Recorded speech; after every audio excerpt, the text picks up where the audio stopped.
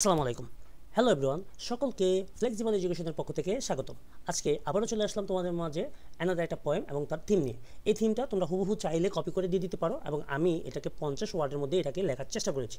এবং তোমাদের অ্যাডমিশনও এই টাইপের কবিতাগুলো সবচেয়ে বেশি দেখা যায় রিডিং পার্টটাতে, এবং এইটা কিন্তু হুবহু চাইলে তুমি এটা উঠাই দিতে পারো।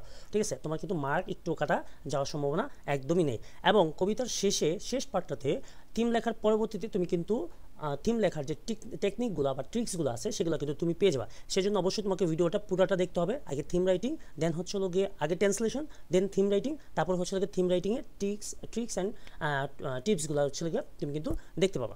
তো বেশি কথা না বলে জাস্ট এইটুকু বলবো যে যারা চ্যানেলটাতে নতুন, পরবর্তী কবিতাগুলো পাওয়ার জন্য এবং এটার থিমগুলো পাওয়ার জন্য তোমরা কিন্তু চ্যানেলটাকে সাবস্ক্রাইব করে রাখবা। তো চলো আমরা এটা ট্রান্সলেট করি অ্যান্ড হচ্ছে গিয়ে এটা থিম লিখি।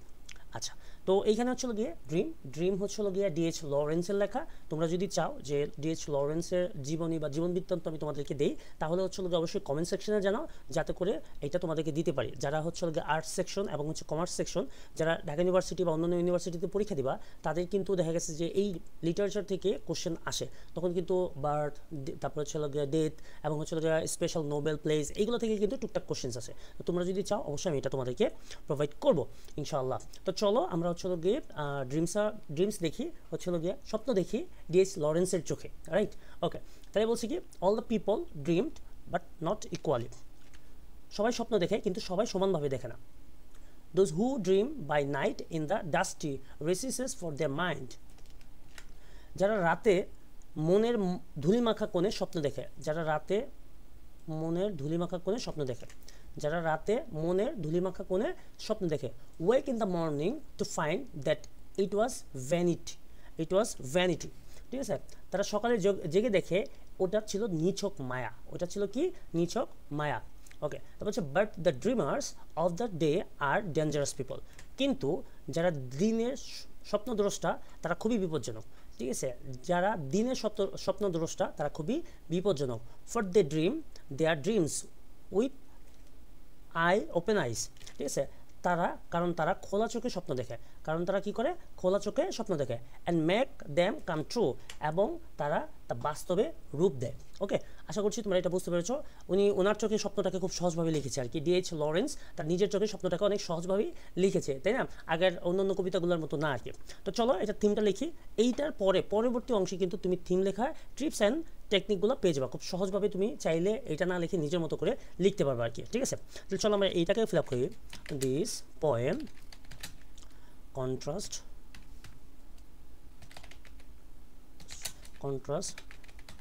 passive dreamers with active ones.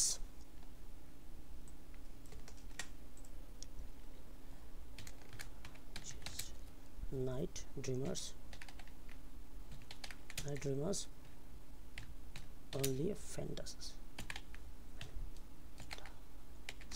fantasize, but day dreamers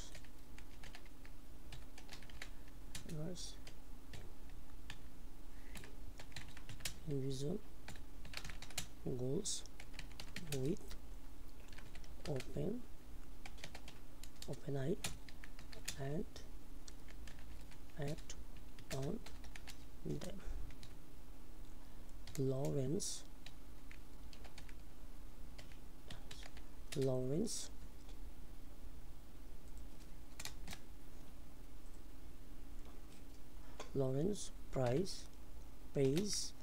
praises those who pursue.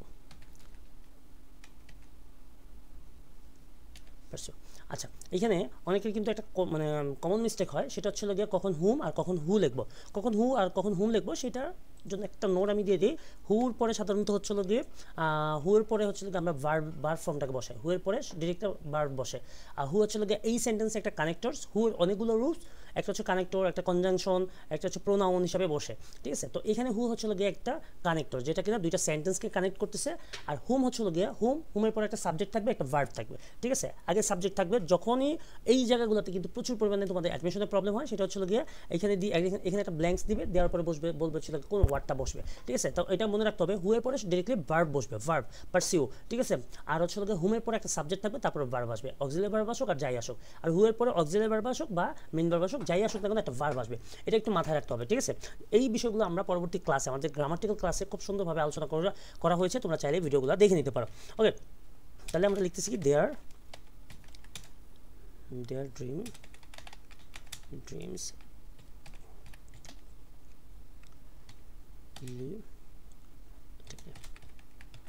making them a reality। ওকে, তাহলে এটার চলো আমরা একটু বাংলা ট্রান্সলেশন করে দিই, তাহলে হচ্ছে সহজে আমরা এটাকে বুঝতে পারবো।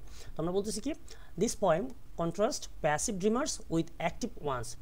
এই কবিতায় নিষ্ক্রিয় স্বপ্নদর্শী, কন্ট্রাস্ট মানে হচ্ছে গিয়ে তুলনা করা, নিষ্ক্রিয় স্বপ্নদর্শী এবং সক্রিয় স্বপ্নদর্শীদের মধ্যে পার্থক্য দেখানো হয়েছে, তুলনা করা হয়েছে।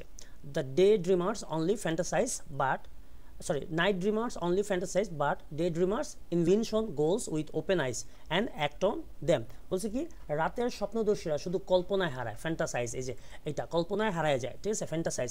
বাট কিন্তু day dreamers invention goals, day ড্রিমার্সরা কী করে, দিনের স্বপ্নদর্শীরা চোখ খোলা রেখে স্বপ্ন দেখে, invention goals with open eyes, একদম মানে লক্ষ্য ঠিক করে রাখে, একদম দৃঢ় চোখে আর কি, এবং অ্যাক্ট অন দেম, তাদের উপরে তারা কি করে, কাজ করে, act on them. Lawrence praises those who, Lawrence হচ্ছে গিয়ে তাদের প্রশংসা করছে যেই সব মানুষ, those who pursue their dreams actively, যারা স্বপ্ন দেখে এবং মেক দেম রিয়ালিটি, এবং যারা হচ্ছে গিয়ে এটা অর্জনের চেষ্টা করে, যারা হচ্ছে কি